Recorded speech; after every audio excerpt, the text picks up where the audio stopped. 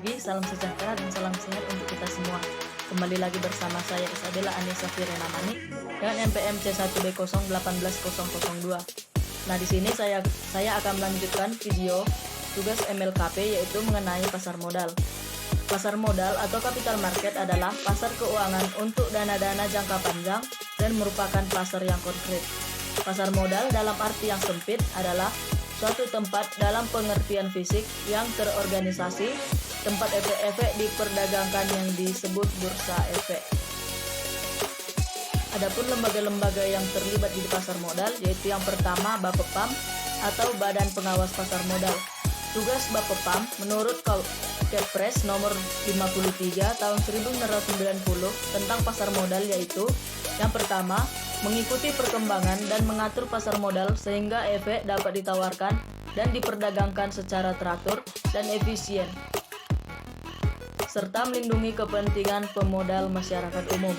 Yang kedua, melaksanakan pembinaan dan pengawasan terhadap lembaga-lembaga seperti berikut. Yang pertama, bursa efek. Yang kedua, lembaga clearing, penyelesaian dan penyimpangan. Yang ketiga, reksadana. Yang keempat, perusahaan efek dan perorangan. Yang kelima, lembaga penunjang pasar modal, yaitu tempat penitipan harta atau biro. Dan yang keenam, administrasi efek, wali amanat, penanggung profesi penunjang pasar modal. Dan yang ketiga yaitu memberi pendapat kepada Menteri Keuangan mengenai pasar modal. Nah, lembaga yang kedua yaitu lembaga penunjang pasar perdana. Yang pertama, penjamin emisi efek. Tugas penjamin efek antara lain sebagai berikut. Yang pertama, memberikan nasihat mengenai jenis efek yang sebaiknya dikeluarkan, harga yang wajar dan jangka waktu efek atau obligasi dan sekuritas kredit. Yang kedua, dalam mengajukan pernyataan pendaftaran emisi efek, membantu menyelesaikan tugas administrasi yang berhubungan dengan pengisian dokumen pernyataannya pendaftaran emisi efek, penyusunan prospektus, merancang spesimen efek, dan mendampingi emiten selama proses evaluasi. Dan yang ketiga, mengatur penyelenggaraan emisi atau pendistribusian efek dan menyiapkan sarana-sarana penunjang. Pembagian kedua dari lembaga penunjang pasar perdana tadi yaitu akuntan publik. Tugas akuntan publik antara lain yaitu yang pertama, melakukan pemeriksaan atas laporan keuangan perusahaan dan memberikan pendapatnya. Yang kedua, memeriksa pembukuan apakah sudah sesuai dengan prinsip akuntansi yang berlaku umum dan ketentuan-ketentuan Bapepam. Dan yang ketiga, memberikan petunjuk pelaksanaan cara-cara pembukuan yang baik apabila diperlukan. Bagian ketiga dari lembaga penunjang pasar perdana yaitu konsultan hukum.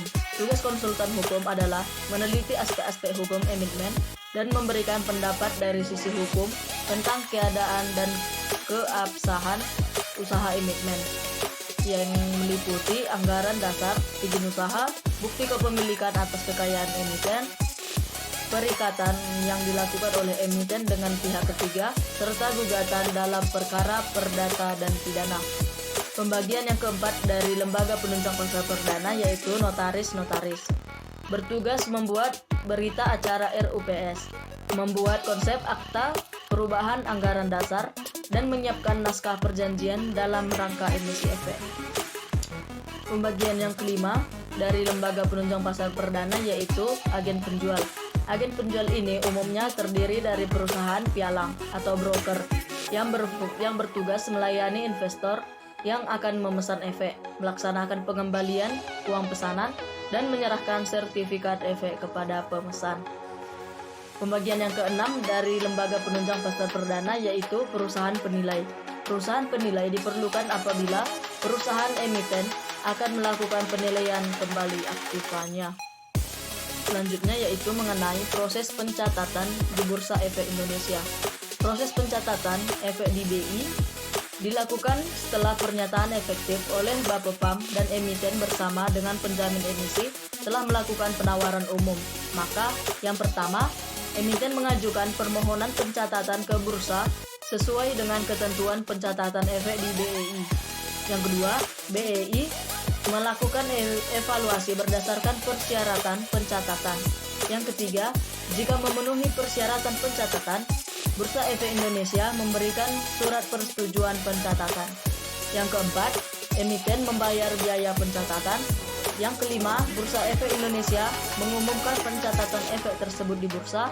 Dan yang keenam, efek tersebut mulai tercatat dan dapat diperdagangkan di bursa. Selanjutnya yaitu produk-produk pasar modal.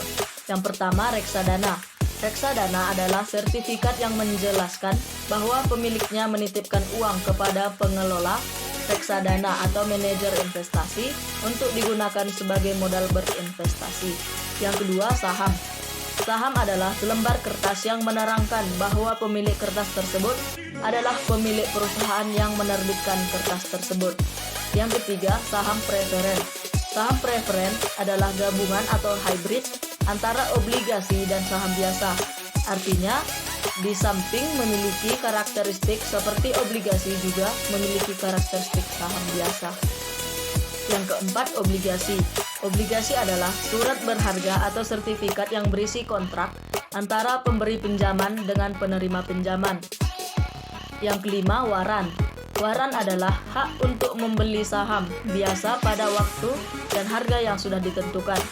Biasanya, waran dijual bersamaan dengan surat berharga lainnya, misalnya obligasi dan saham. Dan yang keenam, right issue. Right issue merupakan hak bagi pemodal membeli saham baru yang dikeluarkan emiten. Selanjutnya yaitu mengenai strategi investasi di pasar modal. Beberapa strategi yang dapat digunakan dalam melakukan investasi di bursa efek, khususnya dalam bentuk saham antara lain sebagai berikut. Ada 7, yaitu yang pertama, mengumpulkan beberapa jenis saham dalam satu portofolio. Yang kedua, membeli di pasar perdana dan dijual setelah saham tersebut dicetakkan di bursa. Yang ketiga, beli dan simpan. Yang keempat, membeli saham tidur. Yang kelima, strategi berpindah dari saham yang satu ke saham yang lain. Yang keenam, konsentrasi pada industri tertentu. Dan yang ketujuh, reksadana atau mutual fund. Baik, sekian pembahasan dari saya mengenai pasar modal. Jika ada kesalahan kata dalam pembahasan materi, saya minta maaf. Ikuti video saya selanjutnya, saya akan melanjutkan penjelasan video tugas MLKP yaitu mengenai pasar uang. Terima kasih.